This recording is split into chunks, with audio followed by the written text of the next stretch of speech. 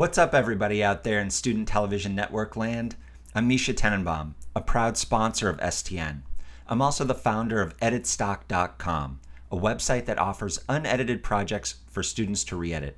Now, I know right now a lot of students are at home and they're unable to produce their own projects. So EditStock is being used as a supplement to a lot of curriculums. Today's lesson is called Creative Editing, Rules of Thumb that you'll remember. I see filmmakers making the same mistakes regardless of their age and experience. And today, I'm giving you 10 filmmaking rules of thumb that will make your projects have a better chance of success in competitions like the ones hosted at the STN convention every year. We'll be looking at films that students have submitted to these competitions in the past. We're going to compare the structure of those films to a few professional projects that I love. And just one last quick note before we get started with today's presentation. A years-long project of mine, EditMentor.com, is just entering beta testing, and I'd love for you guys to try it out. EditMentor is an interactive editing training tool designed for schools to put storytelling back at the center of editing education. With EditMentor, students have creative editing challenges to solve right in their web browser. Visit editmentor.com at the end of this presentation and try the demo. We'll be giving away prizes to 3 lucky people who sign up and take the demo. The prizes include one school-wide license to an EditStock project valued at $400. And last but not least, one student is going to win a project reviewed by me personally, where I'll give you notes on your final film. All you have to do to enter the contest is visit editmentor.com, enter your email address in the Try It Now button, and give it a shot. And now, without further ado, let's get started. This presentation was supposed to happen on Friday the 13th, so I'm going to start with something a little scary. Our first professionally produced film to watch is called Careful with That Power Tool, and it's directed by Jason Stutter of New Zealand. Let's take a look.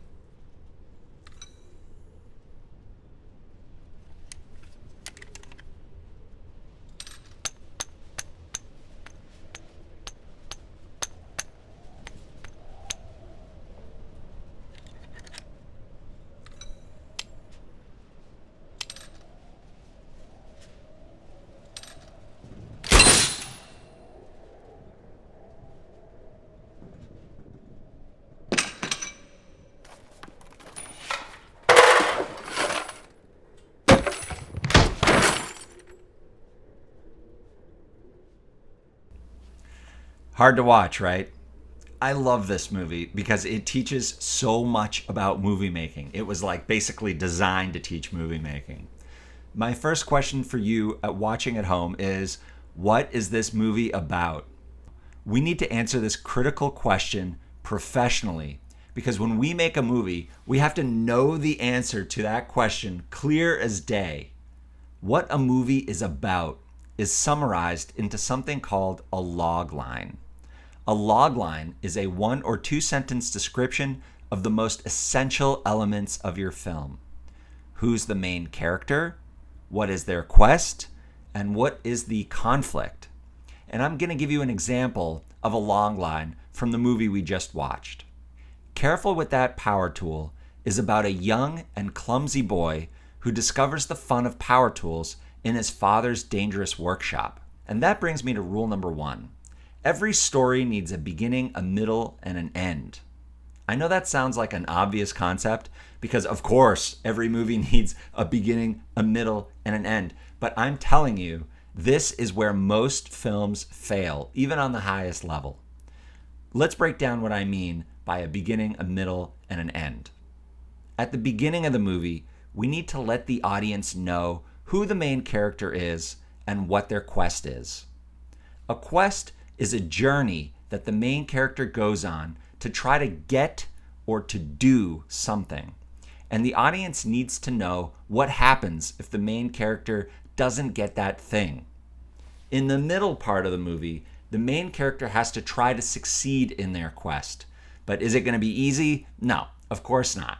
They have to encounter obstacles, and those obstacles have to get harder and harder and harder to overcome. And in the end, the audience has to see the resolution of the quest. Did the main character get the thing that they wanted or not? Finally, we have to know what changed as a result of this journey. Let's rewatch Careful with That Power Tool, only this time we know the log line. Careful with That Power Tool is about a clumsy young boy who discovers the fun of power tools in his father's dangerous workshop. I'm going to turn off the sound so I can talk you through the organization of the movie.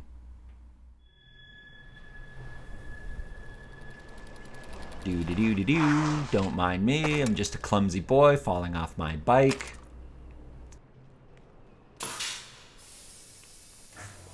I'm running barefoot through this garage. What could possibly happen?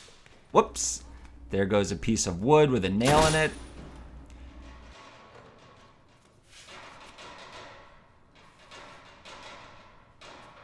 Let's see. What's the most dangerous tool I can play with in here? A saw, maybe? How's this saw?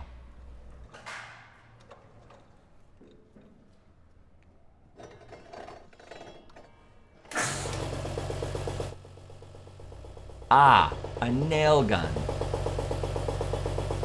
So this shot here marks the end of the beginning.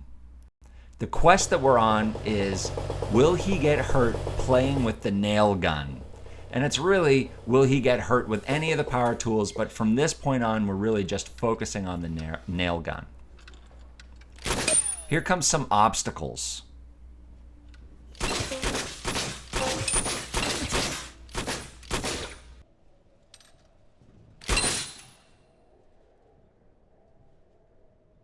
And then when the box falls on the boy's head, this marks the end of the quest of the movie. We have a resolution. Did the boy get hurt? Yes. Did he change? Well, I would say yes, because when he started out, the boy was conscious and now he's unconscious. So he did get hurt. So we solved the question of the movie. Now, notice when I say that the boy changed, it doesn't necessarily mean for the better. It just means changed from the beginning. So where is it that students go so wrong? The next movie we're going to watch is a student film. It's called Stalker. This film was created by students from Fayetteville High School. The film won awards at STN for Best Art Direction and Best Sound Design, and it's easy to see why. But this film struggled with the concept of a beginning, a middle, and an end, which is probably why it didn't win the big prize, Best Film. Now, it's a great movie, and I don't mean to say that there's anything wrong with it. I'm just saying we could do a little better.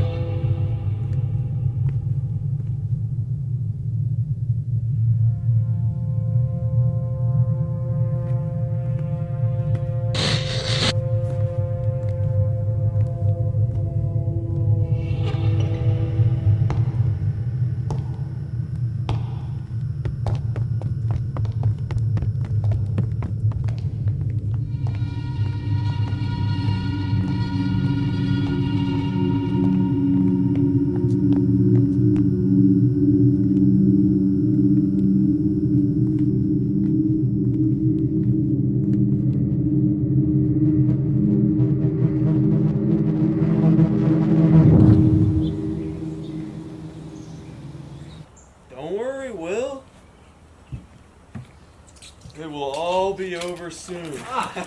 Hey man, quit that. Please, call me dude, alright? Man's my brother. Alright. Holy cow, what's that? Oh! I'm just screwing around.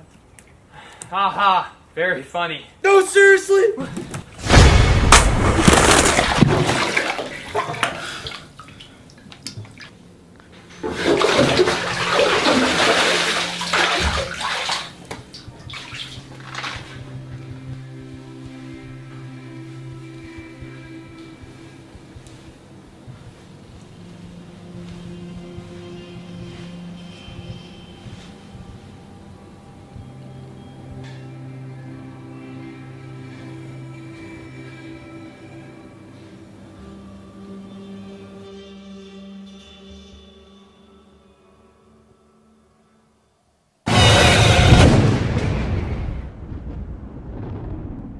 Okay, my first question to you is this.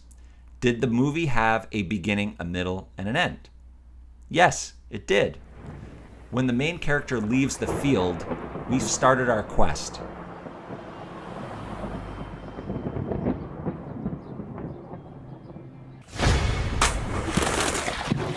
And when he gets home, we're at the end of that quest. But can we answer the question, what is this movie about? Or what has changed? No. And the reason is because Stalker lacked a clear log line. That was the problem. We knew who the main character was, but we didn't know what their quest was, or why they wanted to go on that quest, or what happens if the main character doesn't succeed. Honestly, I don't think that the filmmakers knew the answer to that question either. And this is really common. What I think happened is that they came up with a really cool concept for how they were going to transition between scenes. And they even came up with a really cool ending with a twist to it.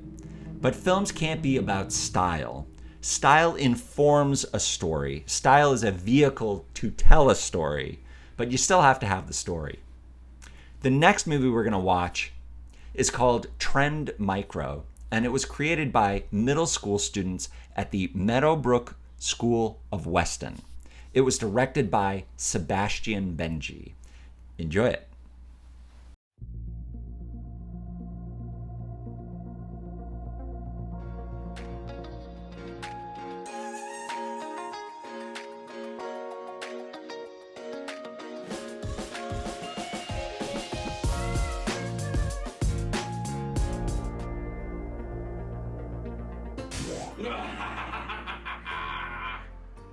Where's our phone? There's no signal. Why can't I look at my shoes? Guys, let's work together. Maybe we can do something.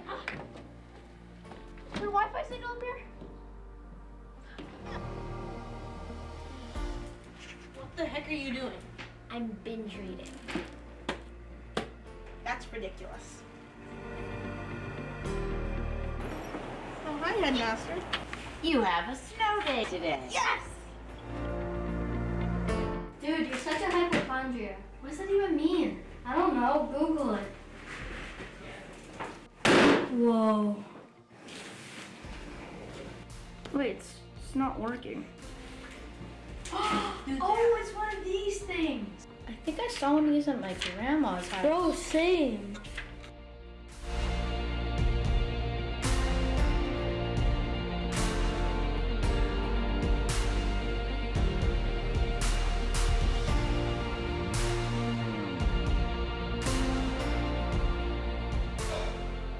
For 20 years I've been checking to see if the Wi-Fi is back on.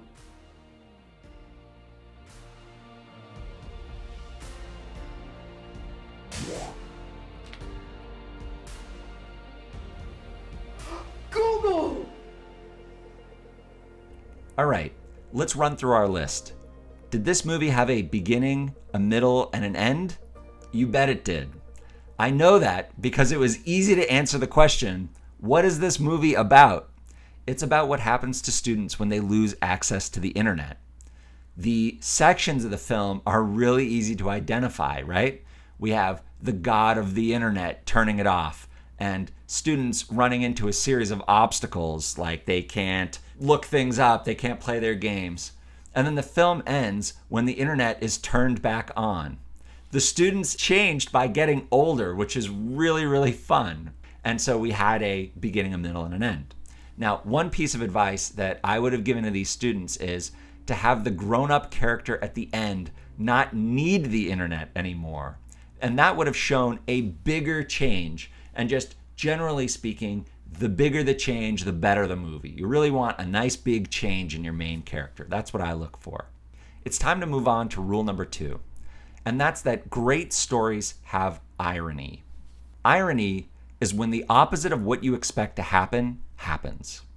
Irony is what creates drama and comedy. In the film Trend Micro, who are the people who need the internet the most?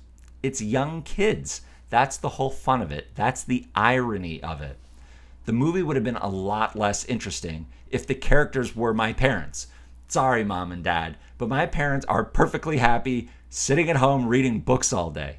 But kids? Oh man, how do they do anything without a smartphone, right? Would Careful with That Power Tool have been an entertaining movie if the long line read, "An experienced professional carpenter looks for fun in his father's dangerous workshop"? Of course not. You need it to be the least likely person to succeed at the quest. In your movies, I want you to look for ways of creating irony. All right, rule number 3. Show, don't tell us, your log line.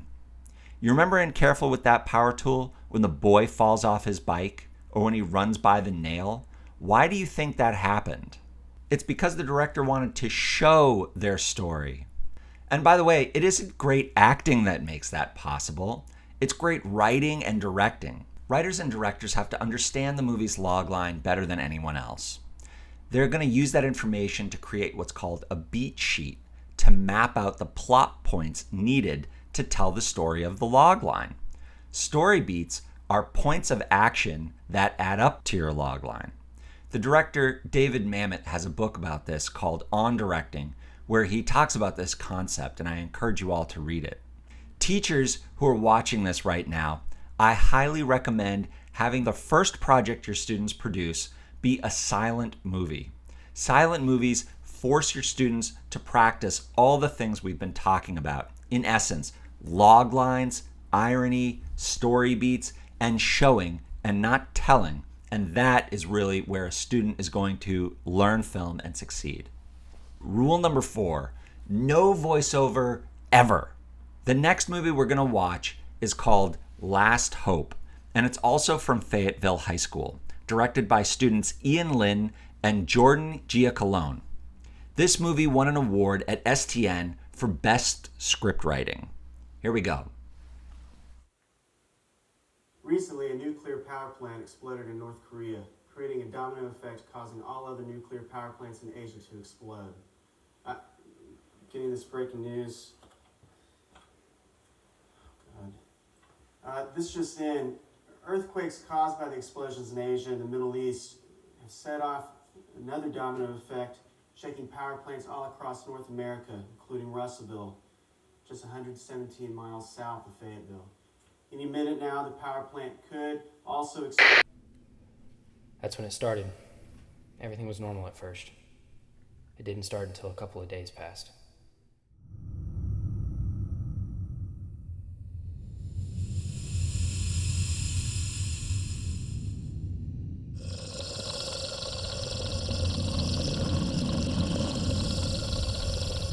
People panic.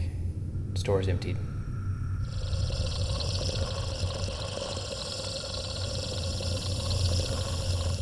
And then they came. We don't know what they are, just that they came after the explosions.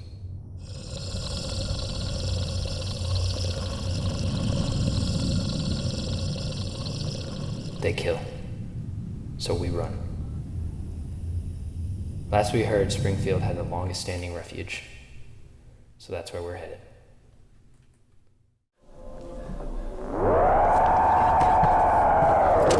Come on, start! Come on! It's dead. No, stay down. Okay. I think we're good. Safe? I think so. We need to see if Springfield is still safe. I got it. Yeah, bro, give me the radio. Give me the radio. No, I got it. Bro, I got the radio. Stop. Hey, guys, stop arguing. Let me Guys, do it. stop Let me do it. Guys, Stop. I'm gonna do it. Give me the radio, bro. I'm Give me the radio. doing it.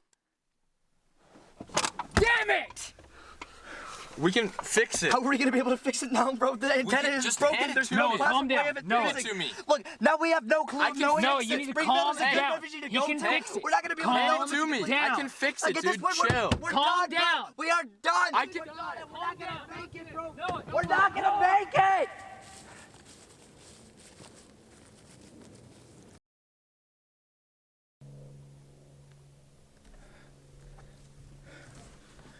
What do we do now? I don't know.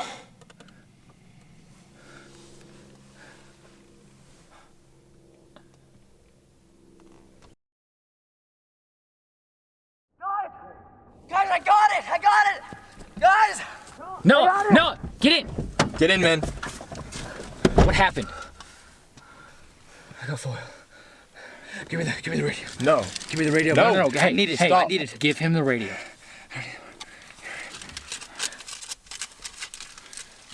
Is it working? Wait, let me tune it.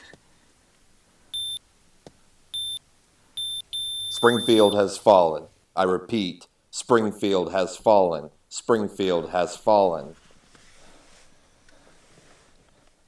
I repeat, Springfield has fallen. Springfield has fallen. Ian and Jordan did what so many students feel like they need to. They added a voiceover to tell their story instead of showing their story. But what's funny is they did an outstanding job of showing the story anyway. They didn't need that voiceover. You see, audiences are smart and they like to figure out the story alongside the main characters anyway. So a lot of unnecessary details get added in voiceovers. Do you remember where these characters were escaping to? Does it matter? Let's watch the movie one more time, only this time I've removed the voiceover. That's all I've done. Recently, a nuclear power plant exploded in North Korea, creating a domino effect causing all other nuclear power plants in Asia to explode. Getting this breaking news. This just in. Earthquakes caused by the explosions in Asia and the Middle East have set off another domino effect, shaking power plants all across North America, including Russellville, just 117 miles south of Fayetteville. Any minute now, the power plant could also explode.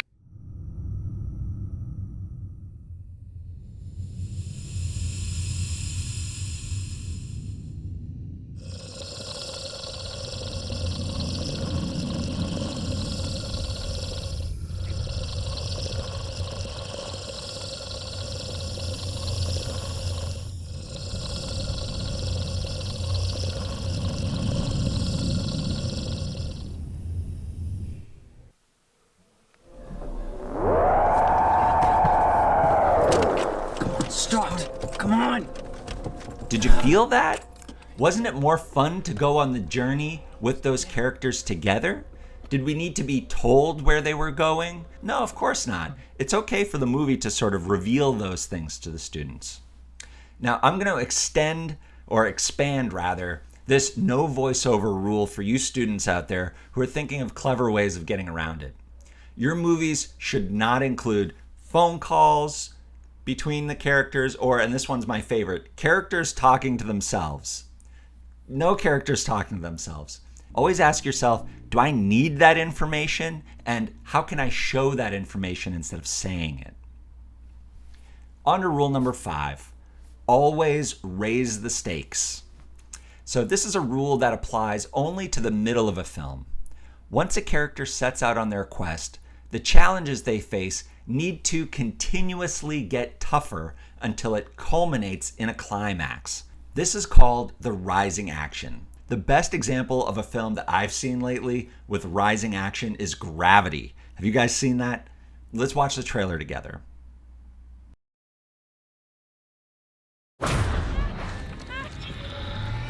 Explorer's been hit. Explorer, do you read? Explorer, over. Explorer. Astronaut is off structure. Dr. Stone is off structure. Dr. Stone, detach. You must detach. If you don't detach, that arm's gonna carry you too far. Listen to my voice. You need to focus. I'm losing visual of you. In a few seconds, I won't be able to track you. You need to detach. I can't see you anymore. Do it now. Houston, I've lost visual of Dr. Stone. Houston, I've lost visual of Dr. Stone. Okay, spoiler alert, I'm going to walk you through the movie. Sandra Bullock's character is repairing a spaceship when all of a sudden everything goes wrong. Debris starts flying at her spaceship. Now she's on her quest. How is she going to get back to Earth? In the middle of the movie, she has to float through outer space with no air, get inside a new spaceship. The new spaceship catches on fire. She then escapes that spaceship and goes to a new one, which has no power, so she nearly freezes to death. She then leaves that shuttle and goes to another shuttle, which is set to self-destruct by flying into the Earth's atmosphere. So she has to escape from that shuttle, fly through the atmosphere, crash land in the ocean. So that's the end, right? She's crashed in the ocean back on Earth? No, the capsule sinks. It sinks to the bottom of the ocean, and she finally gets out of it, escapes from her suit, and gets back on Earth. I thought my head was going to explode when I was watching that movie. That constant rising of the action is what builds all of that tension. Now let's look at two more films from the Middlebrook School of Weston. These are, again, middle school kids. Both of these films have great lessons to teach us. The first one is called Puddle Jumper, directed by Mia Kim. Puddle Jumper, ready to jump. Puddle Jumper. Your mission: collect 3 gold coins from around the city and bring them to your home base. Beware of Vectress and her henchman, Green Poncho. Good luck. Game on. Puddle Jumper is on the move. Get those coins before he does. My first jump, post out.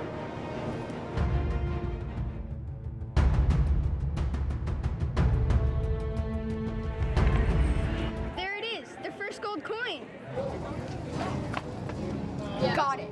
First jump complete.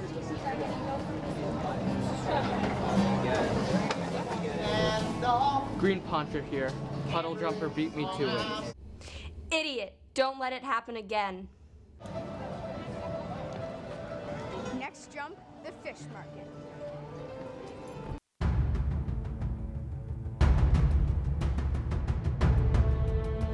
I'm at the fish market. I've got the coin in sight.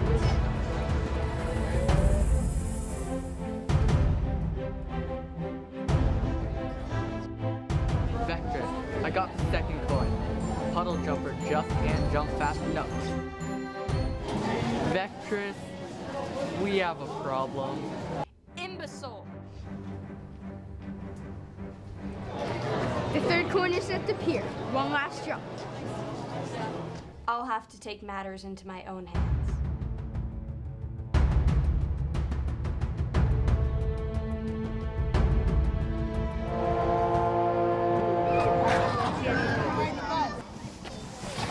You're not getting that final coin, Puddle Jumper.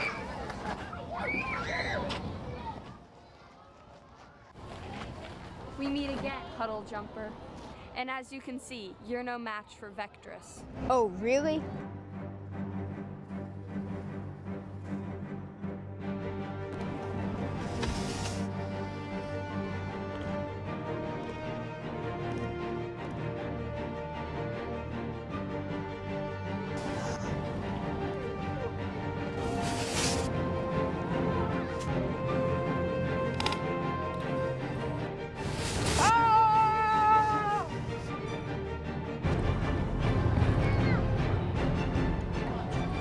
I got all 3 coins. Puddle Jumper wins again.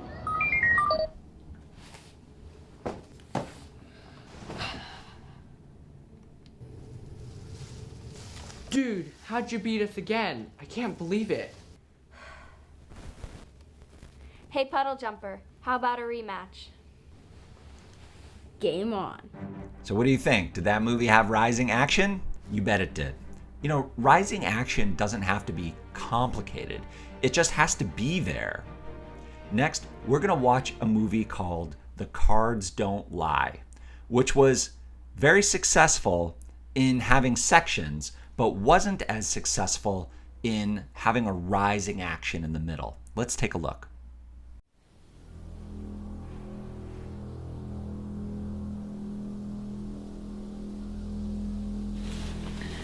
The deal is simple. You win, you get $1 million. I win, you know the consequences. Do you understand the agreement? I understand the agreement.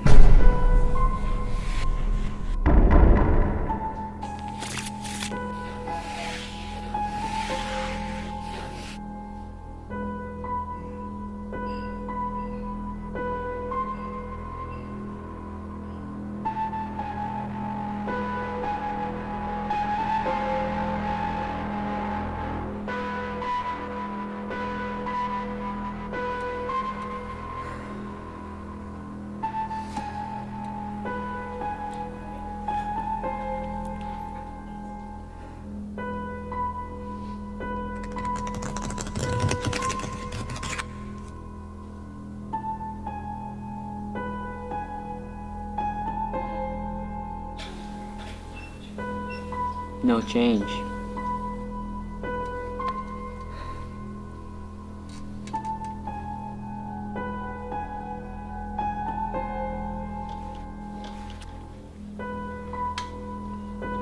Straight.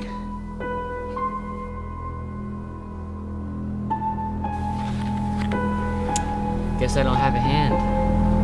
Or do I?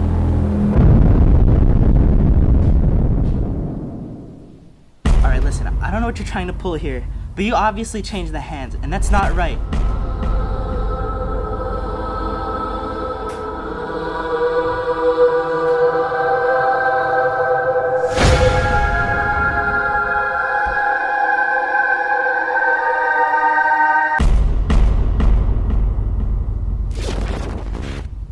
The Cards Don't Lie has a clear beginning, a middle, and an end.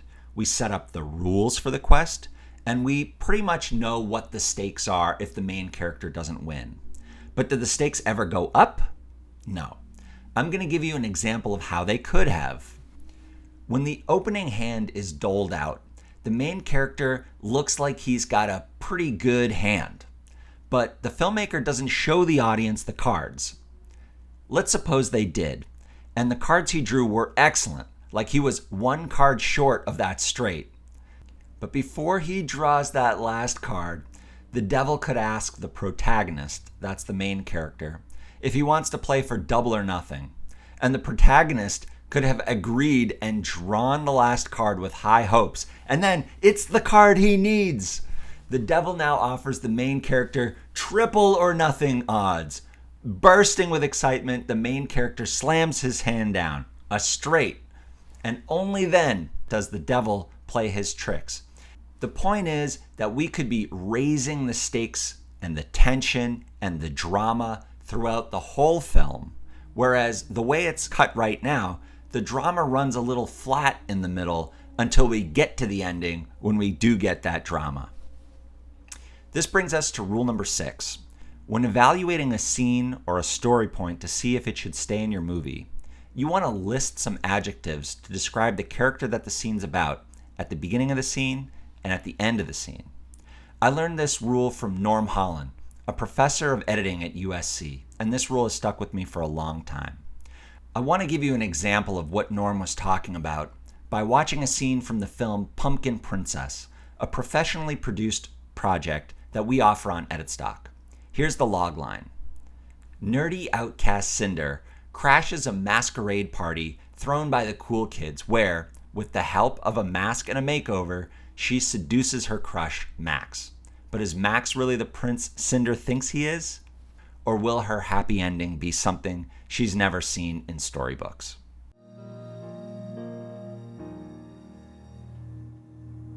I saw your paint video on Facebook and came right... Oh. Did you do something new with your hair? No, I went swimming in a Nickelodeon logo. How'd that work out for you? I don't want to talk about it. I just really like to believe that after this horrible senior year is over, I can move far away and never have to deal with this again. Is this about Max? Again? Mr. Oh, look at me. I am larger than life and twice as handsome. You know, the worst part is there's this party tonight. And he's probably gonna meet this super hot Nina Dobrev clone while I stay here getting the pumpkinness out of me. He probably thinks I'm the most ridiculous person on earth. Oh, come on. The guy can't even spell orange. I bet he didn't even notice. Although I do think Alex may have outdone herself this time. Okay, don't freak out. At the end of the day, she was briefing everyone on how they're supposed to say, "Here comes the ugly pumpkin," anytime you walk by. What? On the bright side, your Cinder Pumpkin video is trending on Twitter. Hashtag yay! That's it, Tom. I can't take it anymore. I am sick and tired of Alex and of everyone treating me like I'm just a school joke. And of Max not realizing that I'm good enough for him. What are you doing? I'm taking my chance, Tommy. Even if I die trying. As much as I love your spirit, Princess, he is seriously not worth it. Of course he is. Alright, and even if he was, what about Alex and her little friends? Aren't they making your fairy tale romance hard enough as it is? I have a few ideas. I just need to get proof that Max fell for me, and that'll get him to shut up. What do you have in mind? I have my eye on a certain blue shirt. Makeover. Let's think of some adjectives to describe Cinder at the beginning of the scene. At the beginning, she's depressed and frustrated and defeated. However, by the end, she's motivated, ambitious, and inspired. This change is how we know that the scene is valuable in the film. If the scene showed no change, then we would edit it out. Small changes in a character are what ultimately add up to the big change in a character that we experience at the end of a movie. That's why it's important to check and make sure that each scene moves us a little ways towards that change. Not all scenes have to move a character from feeling bad to feeling good like this one did. Actually, any change is okay. We can move from good to bad or bad to worse. We just can't have a character move from bad to bad, okay to okay, or good to good. When writing, think to yourself, who is this scene about and how did they change because of this scene? Okay, rule number 7. The first version of your story is the second version. What do I mean by that? Rule number 7 is meant to teach you to not settle with the first ideas that you come up with. You know, many times that first thought is a cliche. I'm going to read you a quote now from David Mamet. He said, "The conscious mind is going to suggest the obvious, the cliche, because these things offer the security of having succeeded in the past. Only the mind that's taken off of itself and put on a task is allowed true creativity." You can't just accept whatever comes to mind. Do you guys know what a cliche is? A cliche is an expression in any artistic work that has been overused to the point of losing all meaning or impact. Here's some examples of cliches that I see a lot in student films. Never ever have these things happen in your movies, or I'm going to roll my eyes and take off points. Characters waking up in the morning, turning off an alarm clock, brushing their teeth, getting hit by a car. Why do so many students have their characters killed by getting in a car accident? What are we doing? The famous, "it was all a dream" ending. Literally showing a clock on the wall to show how much time has passed or what time it is. And of course, dipping to black between scenes. You don't need to do any of that stuff. Let's just take a step back and take a look at this list as a viewer. As a viewer, do you want to watch someone brushing their teeth? Do you want to watch a close-up of a clock on the wall? No way. Cliches are obvious, you know? They're predictable and they're boring. And by the way, professionals make these mistakes all the time too. I don't want to just say it's in student movies. Let me give you a fun example of a really renowned TV trope. Okay, now let's get a good look at you.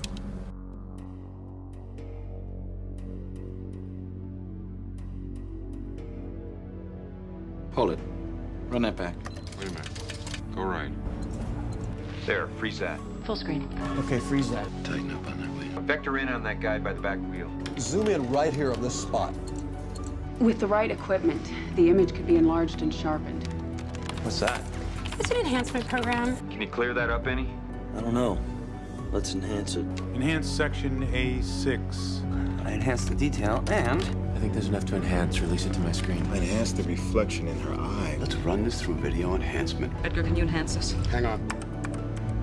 I've been working on this reflection. Someone's reflection. Reflection. There's a reflection of the man's face. The reflection. There's a reflection. Zoom in on the mirror. You can see a reflection. Can you enhance the image from here? Can you enhance him right here? Can you enhance it? Can you enhance it? Can we enhance this? Can you enhance it? Hold on a second, I'll enhance. Zoom in on the door. Times 10. Zoom. Move in. More. Wait, stop. Stop. Pause it. Rotate us 75 degrees around the vertical, please. Stop. And go back to the part about the door again. Got an image enhancer that can bitmap? Maybe we can use the Pradeep Sen method to see into the windows. This software is state of the art. The eigenvalue is off. With the right combination of algorithms. He's taken illumination algorithms to the next level, and I can use them to enhance this photograph. Lock on and enlarge the z-axis. Enhance. Enhance. Enhance. Freeze and enhance. Rule number 8 is one of my favorites, and I learned it from PBS Frontline editor Steve Audette in a masterclass that he taught recently in Boston. He said, "There's no such thing as B-roll. There's only a scene." Here's the thing. When you're just learning how to edit, you're going to learn about putting B-roll on top of a talking head that matches what they're saying. I'm not here to refute that rule. Actually, I think that that's right, but I want to add to it. What Steve says is, the mind cannot absorb what the butt cannot endure. What he's saying is that your audience is going to tune out, no matter how interesting or important the information in your story is, if the visuals just aren't that interesting. And that's because your job is to inform and entertain your audience, and you can't do that just by connecting the sound bites. As I mentioned, I watch a lot of short films at EditStock, and I want to show you one that totally encapsulates the spirit of what Steve is saying. The film you're about to watch is a documentary short called The Pink Helmet Posse, which celebrates 3 6-year-old girls who share an unusual passion, skateboarding. I've trimmed the movie down a little bit for this presentation, so let's watch it together. Do you guys, any of you have the sparkles? Can I use the pink real quick? Sure, I don't need it anymore. I'm using the sparkles. Messed up. I'm gonna use glitter. I'm gonna use blue, purple after this, so I could use that with the purple. I'm gonna use this color next. I want mine to dry perfectly. Okay, I'm a princess. Whoosh! I'm going to a rainbow world. Whoosh! They're like princesses. Get up. Get up, get up. Get up! Aw, miss. I wear this one sometimes.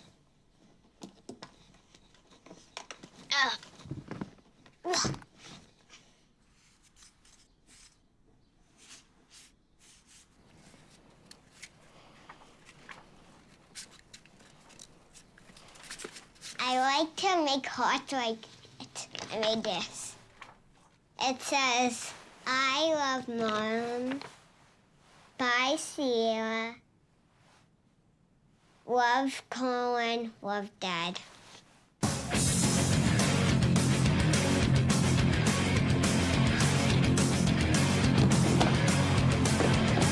You can't go in the leaves. I think Steve would say there really is no B-roll in this movie. Let's watch some of the raw footage of Bella's interview. What is your favorite part about skating with Sierra and Rels and the Pink Helmet Posse? I don't know. Like, what do you like most when you go and you skate with them at the YMCA? What's your favorite part? You don't know? How long have you known Sierra and Rels for? About a year and a half. Yeah. And how did you all meet? You forgot? I have no idea. I don't know. My dad knows though. A new filmmaker would probably be thinking only about the words that she was saying and might even be annoyed with how she was kind of moving around and difficult to pin down. But co-directors Ben Mullenkosen and Kelsey LaRoche kept thinking, how could they show Bella's personality? And what they came up with was such a cool idea. Just let the kids be the kids. It's not so much what they say, it's what they're doing. And that's because the story is in the footage. It's not the other way around. It's not like you go to a story already knowing what it's going to be before you film it. You actually have to go there and experience the thing. And what you're trying to create for your viewer is showing them the thing.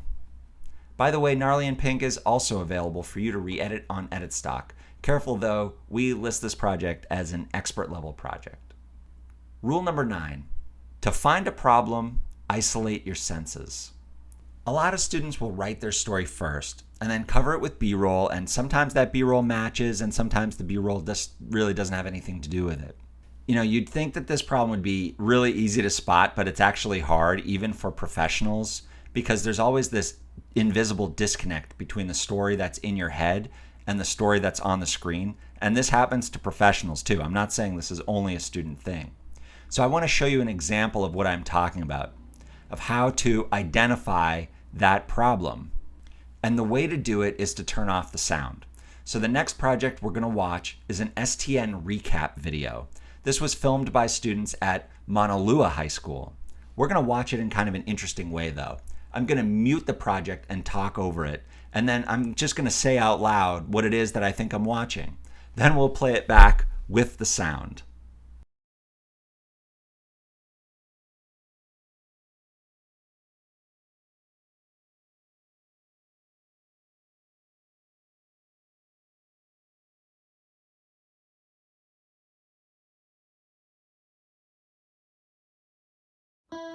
We live in a time where pop culture and celebrity gossip control our generation, where the tabloids dictate what we believe, and where information, stories, and headlines can be easily distorted.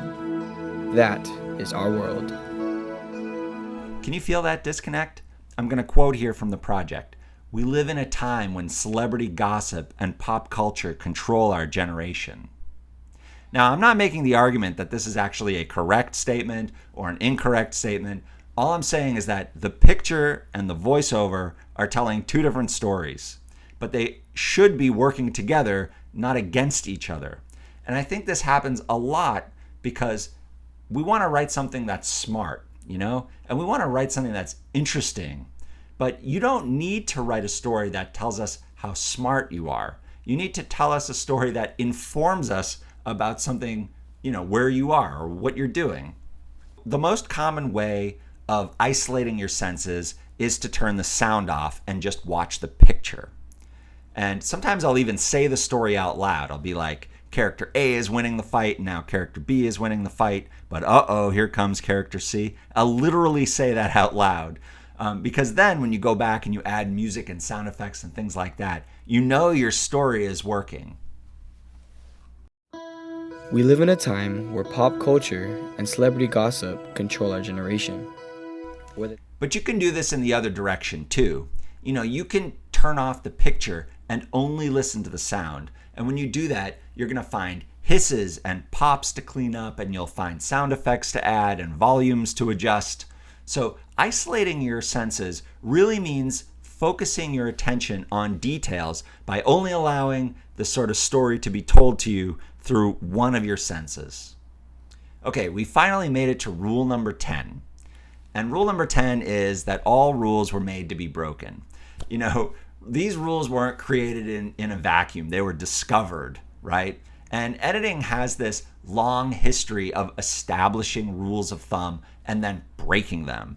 And so for those of you who have access to lynda.com right now, which should be the majority of you guys, I recommend checking out Ashley Kennedy's course called The History of Film and Video.